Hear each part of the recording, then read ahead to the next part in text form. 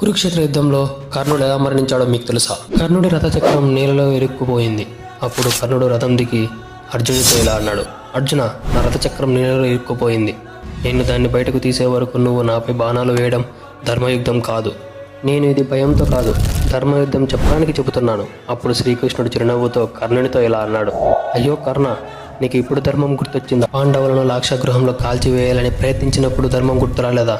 పాండవులను అరణ్యంలోకి పంపినప్పుడు, ద్రౌపదిని సభలోకి లాగి అవమానించినప్పుడు, అడవిలో ఉన్న పాండవులను శాంతంగా ఉండనివ్వనప్పుడు, అభిమన్యుని మీరంతా కలిసి చుట్టుముట్టి చంపినప్పుడు, అప్పుడు ధర్మం ఎక్కడికి పోయింది కర్ణ అని శ్రీకృష్ణుడు ప్రశ్నించాడు. శ్రీకృష్ణుడు అలా మాట్లాడగానే అర్జునుడు కరుణ లేకుండా కర్ణుడిపై బాణవర్షం కురిపించాడు. కర్ణుడు కూడా నేల మీద నిలబడి అర్జునుడితో భీకర యుద్ధం కొనసాగించాడు. అంతలో శ్రీకృష్ణుడు అర్జునుడితో ఇప్పుడు కర్ణుని సంహరించు అని చెప్పాడు. అప్పుడు అర్జునుడు కర్ణుడిపై మహా అస్త్రాన్ని ప్రయోగించాడు. ఆ అస్త్రం కర్ణుడిని దహనం చేసింది. కర్ణుడు నేలపై కూలిపోయాడు.